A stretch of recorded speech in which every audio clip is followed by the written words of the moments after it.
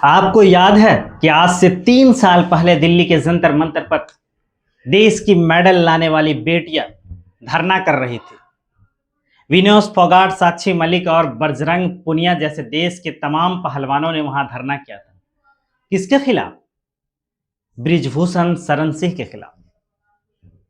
उनका यह आरोप था कि उनके साथ यौन उत्पीड़न किया जा रहा है, उसे डराया जा रहा है, उसे धमकाया जा रहा है। और इन सारी आरोपों के बाद बृजभूषण सिंह ने कहा कि मैं गलत नहीं हूं, अगर मैं गलत साबित हो जा रहा हूं तो मैं खुद फांसी पर लटक जाऊंगा। मगर आज हुआ ही ऐसे।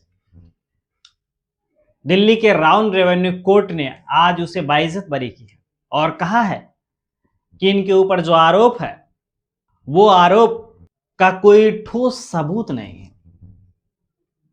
मगर एक तरफ हम बात इधर भी करें कि जब दिल्ली के जंतर मंतर पर प्रदर्शन कर रहे थे और दिल्ली पुलिस से जब कहा कि आप इसके ऊपर एफआईआर लीजिए, तो उनका एफआईआर नहीं लिया जा रहा। जब देश की बड़ी अदालत ने आदेश दिया कि एफआईआर लेना है, तब एफआईआर लिया गया। आपको ऐसा नहीं लगता है कि हो सकता है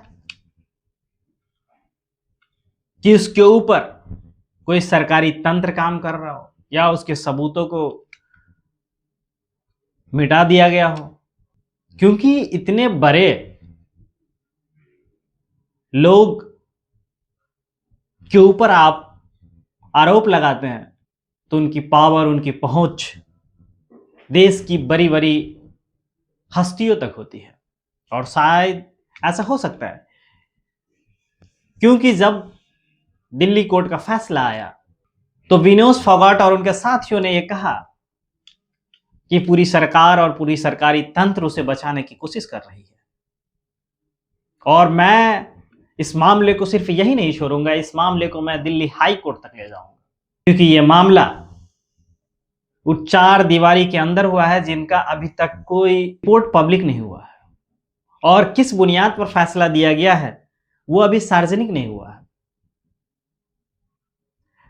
अब देखना यह है, क्या बृजभूषण सिंह निर्दोष है या उनके ऊपर जो आरोप लगाए गए हैं वो गलत है? हमें तो दोनों में से कोई और किसी के बारे में पता नहीं हो सकता, क्योंकि यह पता करने की जिम्मेदारी कोर्ट और न्यायालय की होती है कि कौन सही है, कौन गलत है।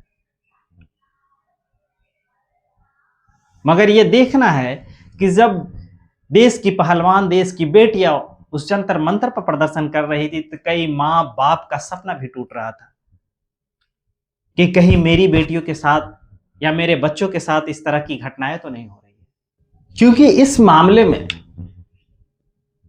जो तमाम पहलवान थे, विनोद फोगाट, साक्षी मलिक और बजरंग पुनिया, ये तीनों अब पहलवानी छोड़ चुके हैं। इनकी जो बातें हैं देश के तमाम लोगों तक जाता है कि अगर देश में पहलवान जो देश के लिए मेडल ला रहे हैं, अगर वही सुरक्षित नहीं है तो कौन अपने बच्चे को भेजेगा कि जाओ देश के लिए मेडल लाओ, जाओ देश के लिए अपना नाम रोशन करो। सरकार की जिम्मेदारी होनी चाहिए कि इन तमाम लोगों को जो देश के लिए मेडल ला रहे हैं उसे सुरक्षित रखा जाए, उसी किसी तरह की परेशानियां ना हो। वो हमारे देश के नाम रोशन कर रहे हैं।